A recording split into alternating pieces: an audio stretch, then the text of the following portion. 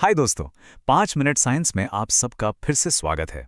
आज हम एक ऐसे रहस्य से पर्दा उठाने वाले हैं जो विज्ञान और कह सकते हैं आत्मा के बीच की लकीर को थोड़ा धुंधला कर देता है। तैयार हैं? तो क्या वैज्ञानिकों ने सच में हमारी आत्मा का कोई सबूत ढूंढ लिया है? हाल ही में उन्होंने कुछ बहुत ही सेंसिटिव कैमरों से जिंदा चीजों से निकलती हुई एक अजीब सी रोशनी को कैप्चर किया है। जरा देखिए, बाईं तरफ एक जिंदा चूहा है जो हल्का हल्का चमक रहा है, और दाईं तरफ एक मरा हुआ चूहा जिसकी चमक पूरी तरह से गायब हो चुकी है। ये कोई मामूली सा बदलाव नहीं है।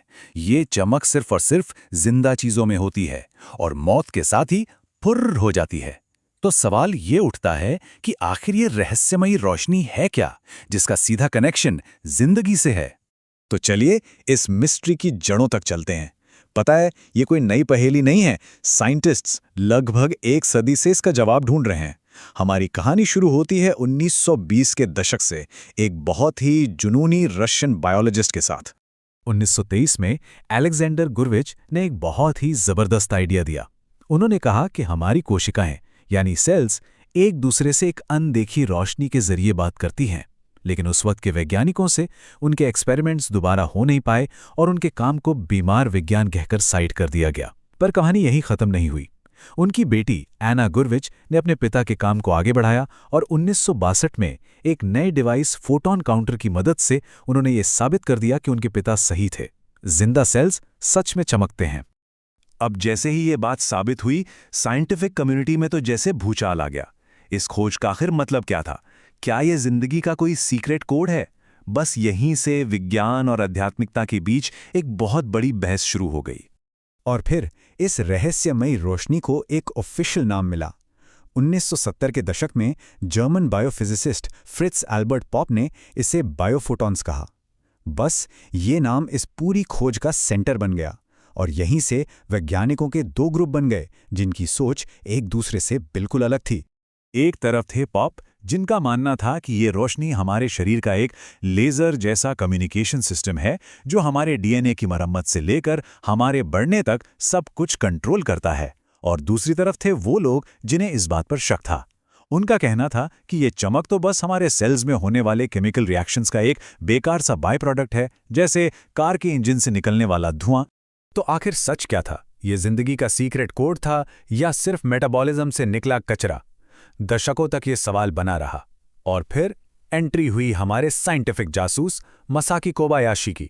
और उनके पास एक ऐसा हथियार था जो इस पूरी पहेली को हमेशा के लिए सुलझाने वाला था। और ये कोई मामूली कैमरा नहीं था। इसे -120 डिग्री सेल्सियस तक ठंडा किया जाता था ताकि कोई भी फालतू की गर्मी रिकॉर्ड न हो। ये इतना ज्यादा सेंसिटिव था कि लाइट के एक एक कण यानी फोटॉन को पकड़ सकता था और हमें यह भी बता सकता था कि रोशनी शरीर में ठीक कहां से और कब निकल रही है। यही वो चाबी थी जिससे ये रहस्य का ताला खुलने वाला था। तो इस कमाल की टेक्नोलॉजी के साथ कोबायाशी सच का पता लगाने के लिए बिल्कुल तैयार थे। चलिए देखते हैं कि कैसे उनके शानदार एक्सपेरिमेंट्स ने इस सदियों पुराने कोड को क्रैक कर दिया। कोबायाशी ने एक चूहे के दिमाग से निकलती हुई रोशनी को स्टडी किया, और उन्होंने जो देखा वो कमाल था। जब भी चूहे के दिमाग में इलेक्ट्रिकल एक्टिविटी या मेटाबॉलिज्म मतलब एनर्जी का इस्तेमाल बढ़ता, तो उससे निकलने वाली रोशनी भी बढ़ जाती। ये पहला ठोस सबूत था कि इस चमक का सीधा कनेक्शन हमारे सेल्स के एनर्जी यूज करने से है। तो सवाल ये था कि एनर्जी यूज करने पर ये रोशनी निकलती क्यों है? इसका मुख्य सस्पेक्ट था रिएक्टिव ऑक्सीजन स्पीशीज या ROS। अब इसे आसान भाषा में हमारे सेल्स के इंजन से निकलने वाला धुआं समझ सकते हैं। जब हमारे सेल्स एनर्जी बनाते हैं तो ROS एक बाय प्रोडक्ट के तौर पर बनता है। और ये रहा वो सबूत जिसने केस ही सॉल्व कर दिया। कोबायाशी ने स्ट्रेस में पड़े पौधों के सेल्स पर एंटीऑक्सीडेंट्स का इस्तेमाल किया जो ROS को खत्म कर देते हैं, और नतीजा, पौधों से निकलने वाली चमक 80% तक कम हो गई। इससे ये बात शीशे की तरह साफ हो गई कि हमारे शरीर की चमक का असली कारण ROS ही है।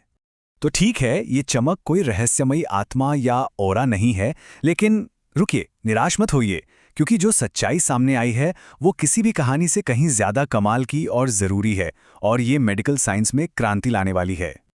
तो असली बात यह है, कोबायाशी ने पाया कि कैंसर सेल्स नॉर्मल सेल्स के मुकाबले लगभग 5 गुना ज्यादा चमकते हैं। ऐसा इसलिए होता है क्योंकि उनका मेटाबॉलिज्म आउट ऑफ कंट्रोल हो जाता है। इसका मतलब यह है कि हम ट्यूमर बनने से भी बहुत बहुत पहले सेल्यूलर लेवल पर ही कैंसर का पता लगा सकते हैं। और बात सिर्फ कैंसर तक ही नहीं रुकती। इस टेक्नोलॉजी से हम अपने शरीर की 24 घंटे वाली बायोलॉजिकल क्लॉक को ट्रैक कर सकते हैं, सूरज की किरणों से स्किन को होने वाले नुकसान का पता लगा सकते हैं और शरीर में सूजन जैसी दिक्कतों को तुरंत देख सकते हैं। है ना कमाल की बात? ये खोज हमें बीमारियों को उनके बिल्कुल शुरुआती स्टेज में ही पकड़ने की ताकत देती है, इससे पहले कि वो कोई गंभीर रूप ले लें। ये सच में एक जिंदगी बचाने वाली टेक्नोलॉजी है।